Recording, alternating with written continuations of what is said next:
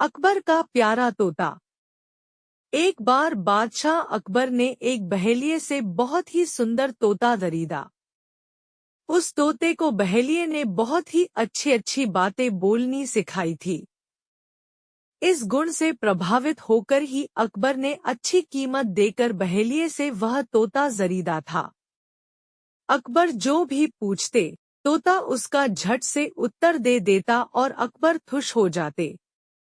वह तोता अकबर को बहुत प्रिय हो गया।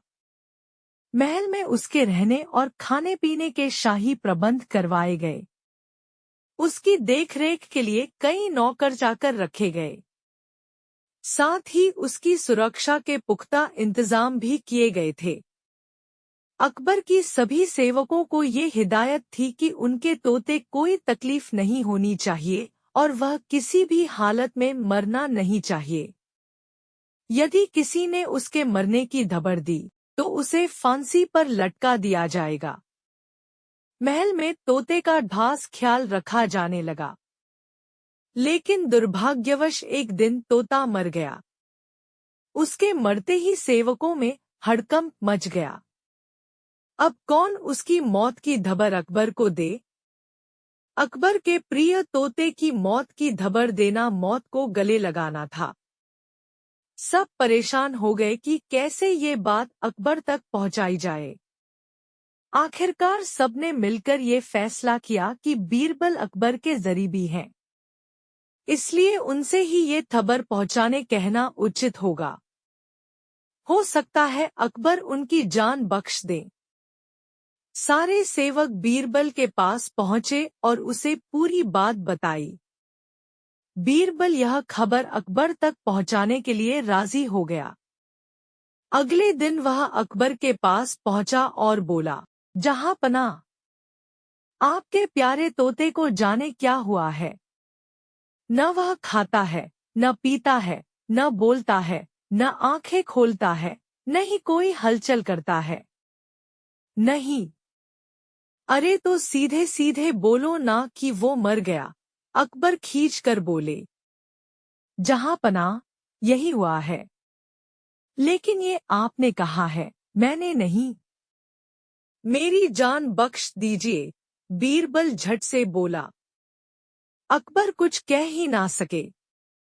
इस तरह बीरबल ने अपनी अक्लमंदी से अपनी और बाकी सेवकों की जान बचा ली। साधु और चूहा। दक्षिण भारत के महिलारोप्य नामक नगर में भगवान शिव का एक प्राचीन मंदिर था। मंदिर की देखभाल, पूजा पाठ और अन्य समस्त कार्यों की जिम्मेदारी एक साधु के जिम्मे थी, जो उसी मंदिर के प्रांगण में स्थित एक कक्ष में रहा करता था।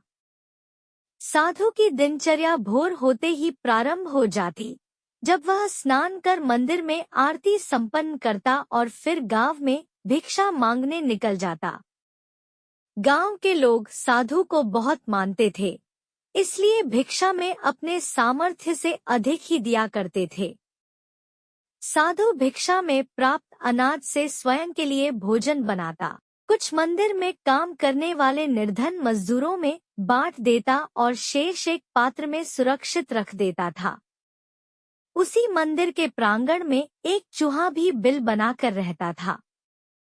वह रोज रात साधु के कक्ष में आता और पात्र में रखे अनाज में से कुछ अनाज चुरा लेता। जब साधु को चूहे की करतूत के बारे में ज्ञात हुआ, तो वह पात्र को एक ऊंचे स्थान पर लटकाकर रखने लगा। लेकिन इसके बाद भी चूहा किसी न किसी तरह पात्र तक पहुंच जाता। उसमें इतनी शक्ति थी कि वह छलांग लगाकर इतनी ऊंचाई पर रखे पात्र तक आसानी से पहुंच जाता था। इसलिए चूहे को भगाने के लिए साधु अपने साथ एक छड़ी रखने लगा। जब भी चूहा पात्र के पास पहुंचने का प्रयास करता, वह छड़ी से वार कर उसे भगाने का प्रयास करता। हालांकि बहुत प्रयासों के बावजूद अवसर पाकर चूहा कुछ न कुछ पात्र से चुरा ही लेता था। एक दिन एक सन्यासी मंदिर में दर्शन के लिए आए। वे साधु से मिलने उसके कक्ष में गए। साधु ने उनका स्वागत किया और दोनों बैठकर वार्तालाप करने लगे। परंतु साधु का पूरा ध्यान सन्यासी की बातों में नहीं था।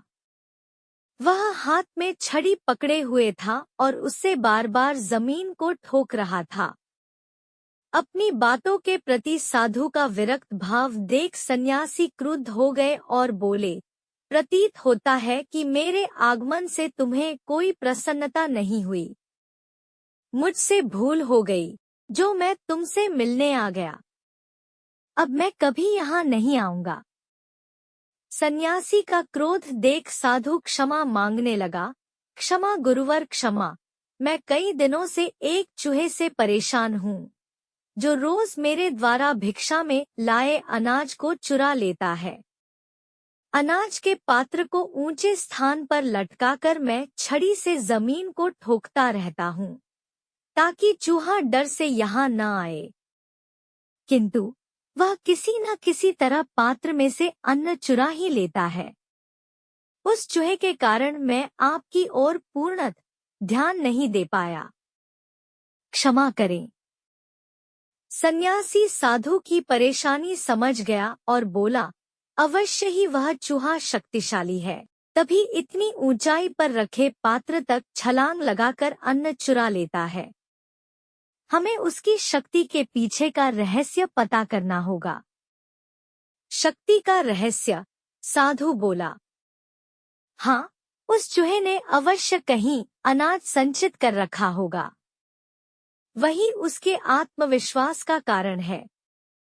उससे ही उसका भयहीन है और शक्ति का अनुभव करता है और इतना ऊंचा कूद पाता है। साधु और सन्यासी इस निष्कर्ष पर पहुंचे कि किसी भी तरह चूहे के बिल को ढूंढना होगा और उसके अनाज के भंडार तक पहुंचना होगा। अगली सुबह दोनों ने चूहे का पीछा करने का निश्चय किया। प्रातः दोनों चूहे का पीछा करते हुए उसके बिल के प्रवेश द्वार तक पहुंच गए। सन्यासी ने साधु से कहा, इस बिल की खुदाई करो। साधु ने कुछ मजदूरों को बुलवाया। फिर उस समय जब चूहा बिल में नहीं था, मजदूरों द्वारा बिल की खुदाई की गई। खुदाई में वहां अनाज का विशाल भंडार मिला, जो चूहे द्वारा चुराकर वहां एकत्रित किया गया था। सन्यासी के कहने पर साधु ने वह सारा अनाज वहां से हटवा दिया। इधर जब चूहा अपने बिल में लौटा तो सारा अनाज नदारद देख दुखी हो गया। उसका सारा आत्मविश्वास चला गया। कुछ दिनों तक वह साधु के पात्र में से अनाज चुराने नहीं गया। किंतु वह कब तक भूखा रहता? एक दिन अपना आत्मविश्वास बटोरकर वह साधु के कक्ष में गया और वहां छत पर लटके अनाज के पात्र तक पहुंचने के लिए छलांग लगाने लगा। किंतु उसकी शक्ति क्षीण हो चुकी थी। कई बार छलांग लगाने पर भी वह पात्र तक पहुंच नहीं पाया। अवसर देख साधु ने उस पर छड़ी से जोरदार वार किया। चूहा किसी तरह अपने प्राण बचाकर घायल अवस्था में वहां से भागा। उसके बाद वह कभी न मंदिर गया, न ही साधु के कक्ष। सार: साधन संपन्न व्यक्तियों में अपने संसाधनों के कारण उच्च आत्मविश्वास और आत्मबल होता है, किंतु संसाधनों का अभाव उनका आत्मविश्वास और आत्मबल क्षीण कर देता है और वे कमजोर पड़ जाते हैं। इस स्थिति में उन पर नियंत्रण प्राप्त करना और उन्हें पराजित कर पाना सरल हो जाता है।